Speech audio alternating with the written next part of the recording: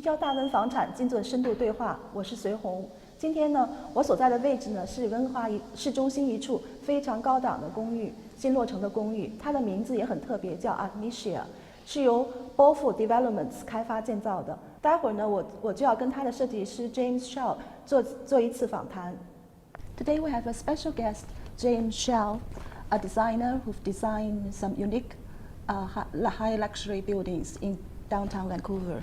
Hi, James. Hi, how are you? Good, good. So, yeah, it's nice to have you here today, on Real Estate Weekly. Thank you very much. Yeah, so can you tell us a little bit about yourself? How did you come to architecture and design? Yeah, I came to it from the very practical side of things, in the past through construction and so on. A lot of people come into development from the business end. I came more from the construction end. I come from parents who are very artistic, architectural background, and I'm one of those people that sort of split right down the middle between right and left brain in terms of creativity and practicality, and it seemed to be a very good fit for me. I like to create things, I like to build things, I like to be part of the whole process. Now we are in Artemisia, a building that you've designed, and I noticed that some of your past projects actually all have some correlations with ancient Greece. So are you drawn to this country? Well, I am, but it's coincidental, frankly. It's interesting. The first project to be named along those lines is Iliad, and it was really just a whimsical reference to Homer. It's on Homer Street, and it seemed like a cute name. And frankly, the buildings that have, projects that have come since that have all tied together, been references to their very specific locations, reference to the Graces, and Artemisia is along those lines as well. And Artemisia is actually really arguably the first very famous female painter from Baroque era. And my sculptor friend Derek Rowe actually takes credit for naming Artemisia. Okay. Yeah, so your designs actually differ from the glass towers, of which Vancouver is known for the city of glass. So why were you so keen on working out something different from day one? It wasn't that I wanted to do something different. I like to do what is fundamentally comfortable to me and people that I know.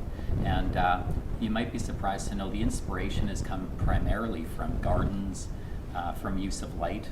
And if there's really been architectural influence, it's frankly historic Vancouver architecture. And that said, it's an amalgamation of more modern type of construction and design techniques. You mean West Coast modernism? Yes, and you will find that there are obviously classical references, but at the same time, each of the projects incorporates floor-to-ceiling glass and so on, which we would not have seen in decades past.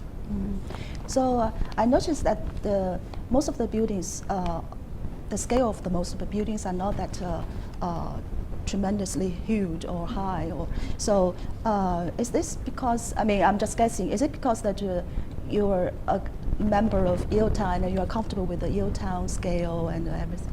Well, it's got to start small first of all, and I've certainly not adverse to very large projects, but I still like a very human scale to the projects and really give ultimately residents an alternative to single-family homes in an urban context, and which historically was very hard to find. There's a lot of the condominium or apartment blocks tend to be historically, and to some degree still, quite generic, and some people like to have their own very homey kind of space. They would normally have to gone to a single-family neighborhood and bought a house, and trying to provide an opportunity to have that kind of luxury and lifestyle in this very dense urban context, which I embrace.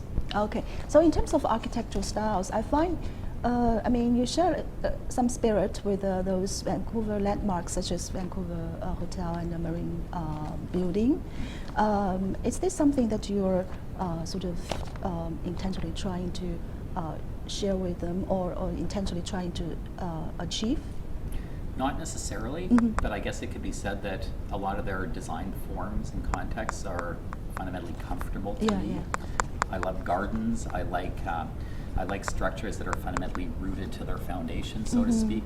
And each project I've been involved with really starts with a vision involved with garden spaces, and then ultimately what grows from that is fundamentally pleasing architectural building blocks, for lack of a better expression, and ultimately what you see is the final result, which is really eclectic, because again, it doesn't try to define a style.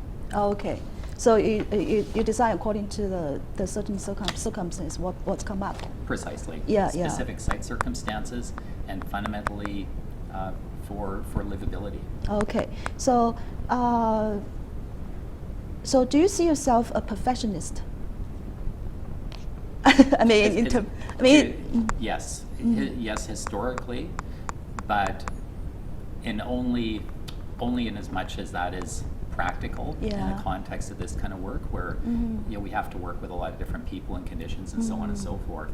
So one can get buried in trying to achieve perfection, and the concept of perfection can even change from point of view to point of view. So mustn't get carried away with that. Yeah. So I'm very impressed by this mentor of yours. So habitable art. So can you define a little bit? Well, it's supposed to be really self-explanatory, and a lot of people like art in various forms. Yeah. And the most significant piece of, most significant acquisition for most people is their home, where they spend most of their time. And I don't see any reason why that should not have an approach which is, again, more or less self-defining. Not trying to make it fancy, just trying to explain ultimately what I've been trying to do. So you mean that each home is a piece of art? Yes, precisely. Okay, good. I've noticed that there are some amazing artwork at Artemisia. Is that what you designed for at the beginning, and you have that envision when you think of the design? Yes, absolutely. And in the future, I'd love to incorporate even more art into different design projects. And there's various pieces of Artemisia which really are a piece of art themselves. A friend of mine, Derek Rowe, has been very instrumental in a lot of the work. He's done a lot of historical sculptural work and whatnot. He had designed the pattern for the marble mosaic floors at the front foyer and terrace in front of the building, for instance. My friend Athena Bax, who's a brilliant local artist, her work is adorning the common corridors and so on. I'm absolutely thrilled and flattered to see it come to fruition, and well received by people in the neighborhood, and ultimately the people that will live here. So while this was at the design stage, whom did you vision that you would design for? People that think like me in terms of spaces. I have always lived in the buildings that I have designed, so I have a very good first-hand perception of what it's like to live in those spaces, what works well in terms of circulation, in terms of utilization of light, in terms of materials. And to me, there are different facets of design. One is more of a first impression type of design. It might impress people coming for a dinner party, or it might impress people going to a restaurant, for instance. But there's another part of design which is not as obvious, but I think equally or frankly more important, and that is how a space and its materials function for the people that live within that space, months, years, or decades later. What is their sense of well-being and so on. And use of light, natural light in particular, materials, durability, these come into play. I think that after years living in a space, it's very easy for residents to not notice the fancy design details. It's more of a sense of well-being. They get up in the morning, how do they feel to be there? So actually you've incorporated what your experience in living in downtown area to the projects any of your design projects. Well, again, it's my original intent is really to create an alternative to custom luxury single-family homes in an urban context. I love Vancouver. I love downtown Vancouver. There's no place in the world that I know of I would rather be, and I absolutely embrace that. And I think part of the beauty of living downtown is that we have access to so much that we don't have to own all of the opportunities and amenity within our own walls, because our entire downtown core is our living room essentially, and our dining room, and we have the parks and the seawall. So I think it's important to respect that people don't have to have everything happen within their own walls. So the downtown Vancouver is the living room or the garden or of each home. Yes, that's very well put. Yeah. So thank you for being with us and for sharing your design concept, and I wish you success. Thank you very much.